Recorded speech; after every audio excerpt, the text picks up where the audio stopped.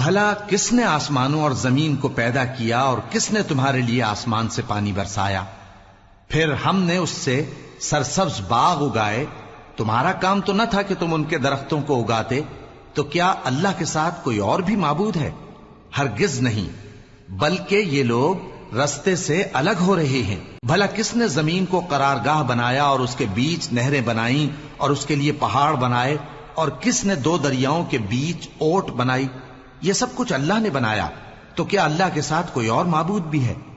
ہرگز نہیں، بلکہ ان میں اکثر علم نہیں رکھتے.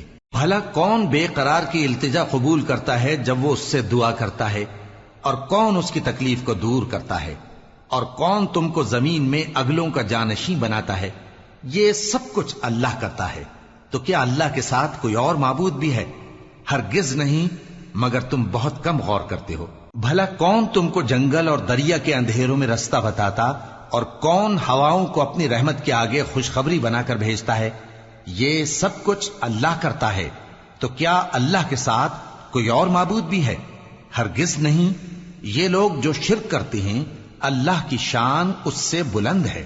بھلا کون خلقت کو پہلی بار پیدا کرتا پھر اس کو دوبارہ پیدا کرے گا؟ اور کون تم کو آسمان اور زمین سے رزق دیتا ہے؟ یہ سب کچھ اللہ کرتا ہے. تو کیا اللہ کے ساتھ کوئی اور معبود بھی ہے؟ ہرگز نہیں. کہہ دو کہ مشرکو، اگر تم سچے ہو تو دلیل پیش کرو. کہہ دو کہ جو لوگ آسمانوں اور زمین میں ہیں اللہ کے سوا غیب کی باتیں نہیں جانتے، اور نہ یہ جانتے ہیں کہ کب زندہ کر کے اٹھائے جائیں گے، بلکہ آخرت کے بارے میں ان کا علم ختم ہو چکا ہے، بلکہ یہ اس کی طرف سے شک میں ہیں، بلکہ یہ اس سے اندھے ہو رہے ہیں. اور جو لوگ کافر ہیں کہتے ہیں کہ جب ہم اور ہمارے باپ دادا مٹی ہو جائیں گے تو کیا ہم پھر قبروں سے نکالے جائیں گے؟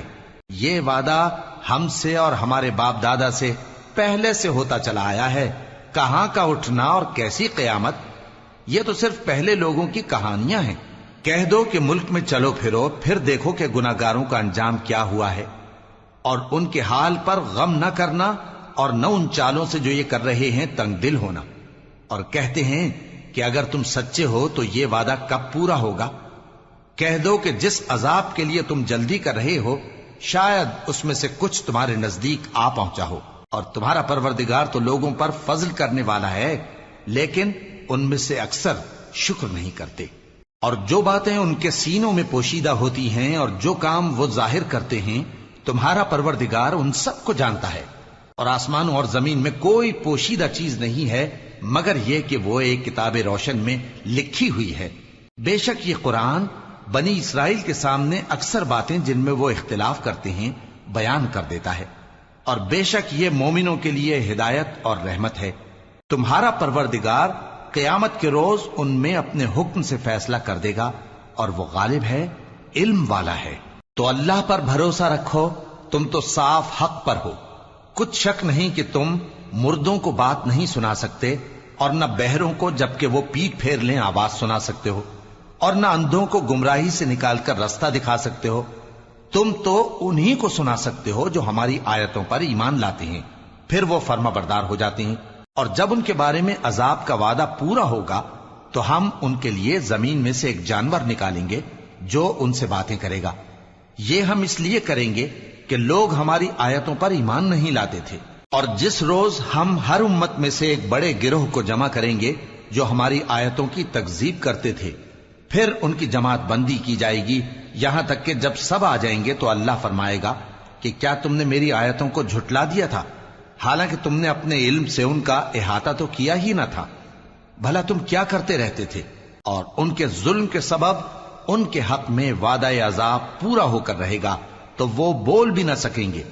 کیا انہوں نے نہیں دیکھا کہ ہم نے رات کو اس لیے بنایا ہے کہ اس میں آرام کریں، اور دن کو روشن بنایا ہے کہ اس میں کام کریں؟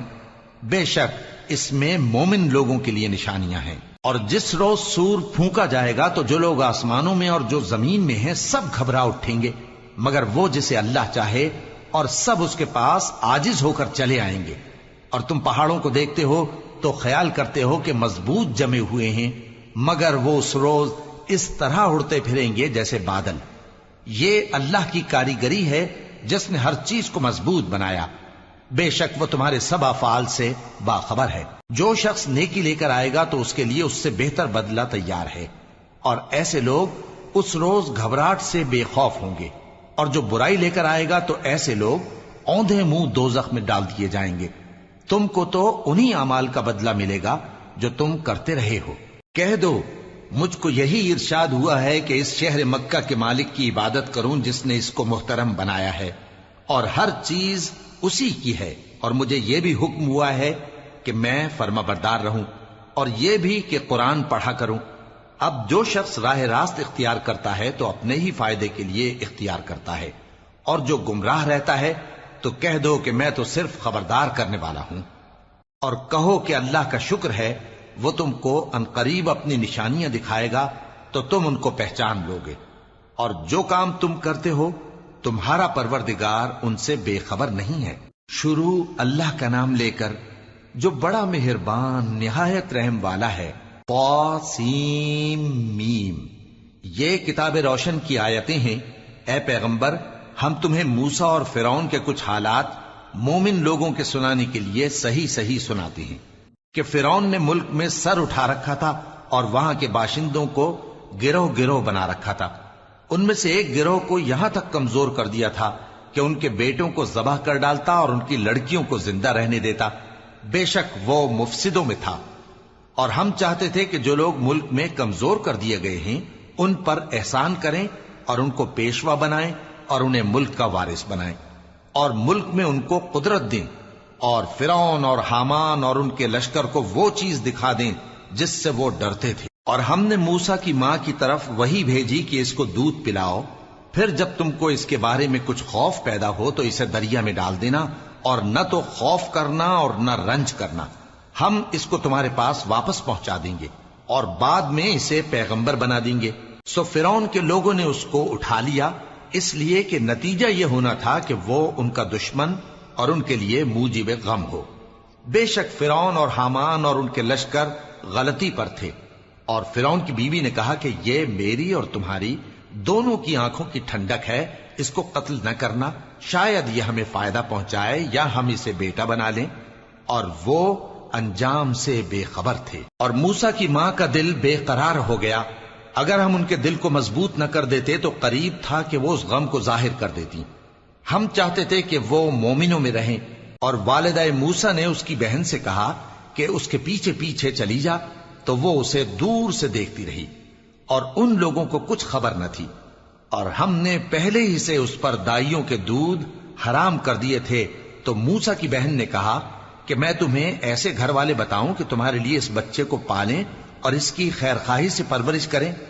سو ہم نے اس طریق سے ان کو ان کی ماں کے پاس واپس پہنچا دیا تاکہ ان کی آنکھیں ٹھنڈی ہوں اور وہ غم نہ کھائیں، اور معلوم کر لیں کہ اللہ کا وعدہ سچا ہے، لیکن اکثر لوگ نہیں جانتے۔ اور جب موسیٰ جوانی کو پہنچے اور بھرپور جوان ہو گئے تو ہم نے ان کو حکمت اور علم عنایت کیا، اور ہم نیکوکاروں کو ایسا ہی بدلہ دیا کرتے ہیں۔ اور وہ ایسے وقت شہر میں داخل ہوئے کہ وہاں کے باشندے بے خبر ہو رہے تھے، تو دیکھا کہ وہاں دو شخص لڑ رہے تھے، ایک تو موسیٰ کی قوم کا ہے اور دوسرا ان کے دشمنوں میں سے۔ تو جو شخص ان کی قوم میں سے تھا اس نے دوسرے شخص کے مقابلے میں جو موسیٰ کے دشمنوں میں سے تھا مدد طلب کی، تو موسیٰ نے اس کو مکہ مارا اور اس کا کام تمام کر دیا۔ کہنے لگے کہ یہ تو شیطانی کام ہوا، بے شک وہ انسان کا دشمن ہے، کھلا بہکانے والا ہے۔ بولے کہ اے پروردگار، میں نے اپنے آپ پر ظلم کیا، سو تو مجھے بخش دے، تو اللہ نے ان کو بخش دیا، بے شک وہ بخشنے والا ہے، مہربان ہے۔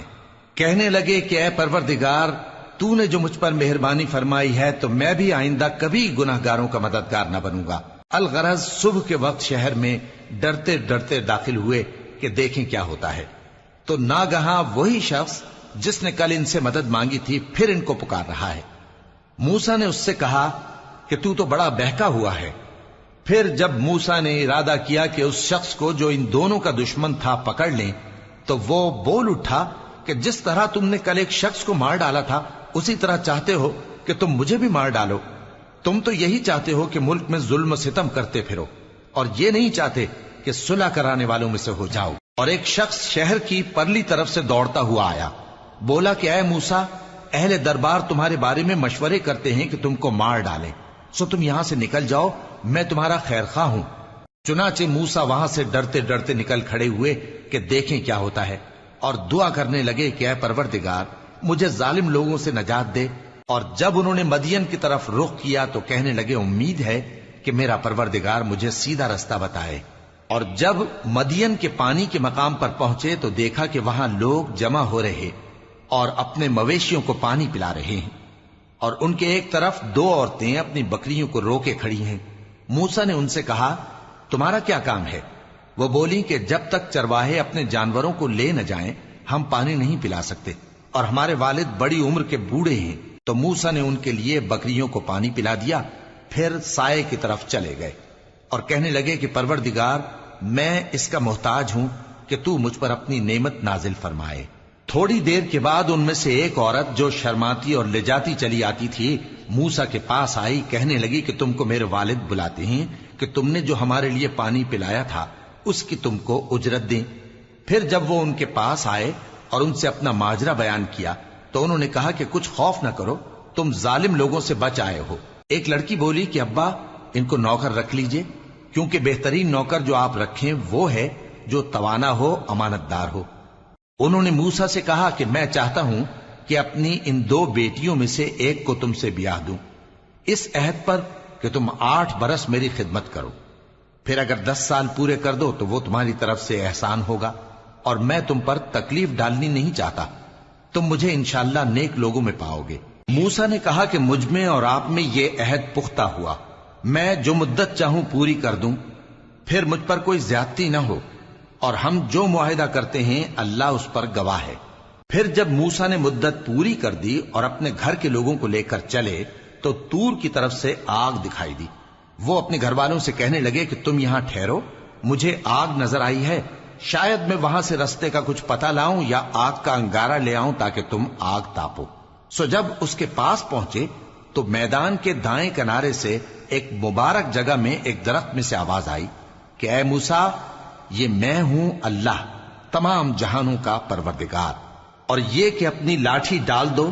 سو جب انہوں نے دیکھا کہ وہ حرکت کر رہی ہے گویا سانپ ہے تو پیٹ پھیر کر چل دیے اور پیچھے مڑ کر بھی نہ دیکھا۔ فرمایا موسیٰ آگے آؤ اور ڈرو مت، تم امن پانے والوں میں ہو، اپنا ہاتھ گریبان میں ڈالو تو بغیر کسی عیب کے سفید روشن ہو کر نکل آئے گا، اور خوف دور کرنے کی غرض سے اپنے بازو کو اپنی طرف یعنی سینے سے ملا لو۔ یہ 2 دلیلیں تمہارے پروردگار کی طرف سے ہیں فرعون اور اس کے درباریوں کے لیے، بے شک وہ نافرمان لوگ ہیں۔ موسیٰ نے کہا اے پروردگار ان میں کا ایک شخص میرے ہاتھ سے قتل ہو چکا ہے، سو مجھے خوف ہے کہ وہ مجھ کو مار ڈالیں گے، اور ہارون جو میرا بھائی ہے اس کی زبان مجھ سے زیادہ فصیح ہے، تو اس کو میرے ساتھ مددگار بنا کر بھیج کہ میری تصدیق کرے، مجھے خوف ہے کہ وہ لوگ میری تکذیب کریں گے۔ فرمایا ہم تمہارے بھائی کے ذریعے تمہارے بازو کو مضبوط کریں گے اور تم دونوں کو غلبہ دیں گے، تو ہماری نشانیوں کے سبب وہ تم تک پہنچ نہ سکیں گے، تم دونوں اور جنہوں نے تمہاری پیروی کی وہی غالب رہیں گے۔ پھر جب موسیٰ ان کے پاس ہماری کھلی نشانیاں لے کر آئے تو وہ کہنے لگے کہ یہ تو جادو ہے جو اس نے بنا کھڑا کیا ہے، اور یہ باتیں ہم نے اپنے اگلے باپ دادا میں تو کبھی سنی نہیں۔ اور موسیٰ نے کہا کہ میرا پروردگار اس شخص کو خوب جانتا ہے جو اس کی طرف سے ہدایت لے کر آیا ہے اور جس کے لیے عاقبت کا گھر یعنی بہشت ہے، بے شک ظالم کامیاب نہیں ہوں گے۔ اور فرعون نے کہا کہ اے اہل دربار میں اپنے سوا کسی کو تمہارا خدا نہیں جانتا، سو اے حامان میرے لیے گارے کو آگ لگا کر اینٹیں پکا دو، پھر ایک اونچا محل بنا دو تاکہ میں موسیٰ کے خدا کی طرف چڑھ کر اسے جھانک لوں، اور میں تو اسے جھوٹا سمجھتا ہوں۔ اور وہ اور اس کے لشکر ملک میں ناحق مغرور ہو رہے تھے اور خیال کرتے تھے کہ وہ ہماری طرف لوٹ کر نہیں آئیں گے، تو ہم نے اسے اور اس کے لشکروں کو پکڑ لیا، آخر ہم نے انہیں سمندر میں پھینک دیا، سو دیکھ لو کہ ظالموں کا کیسا انجام ہوا۔ اور ہم نے ان کو پیشوا بنایا تھا، وہ لوگوں کو دوزخ کی طرف بلاتے تھے، اور قیامت کے دن ان کی مدد نہیں کی جائے گی، اور اس دنیا میں ہم نے ان کے پیچھے لعنت لگا دی، اور وہ قیامت کے روز بھی بدحالوں میں ہوں گے۔ اور ہم نے پہلی امتوں کے ہلاک کرنے کے بعد موسیٰ کو کتاب دی، جو لوگوں کے لیے بصیرت اور ہدایت اور رحمت ہے تاکہ وہ نصیحت حاصل کریں۔ اور جب ہم نے موسیٰ کی طرف حکم بھیجا تھا تو تم طور کی مغربی جانب نہیں تھے اور نہ اس واقعے کے دیکھنے والوں میں تھے، لیکن ہم نے موسیٰ کے بعد کئی امتوں کو پیدا کیا، پھر ان پر ایک لمبی مدت گزر گئی، اور نہ تم مدین والوں میں رہنے والے تھے کہ ان کو ہماری آیتیں پڑھ پڑھ کر سناتے تھے، اور ہاں ہم ہی تو پیغمبر بھیجنے والے تھے، اور نہ تم اس وقت جبکہ ہم نے موسیٰ کو آواز دی طور کے کنارے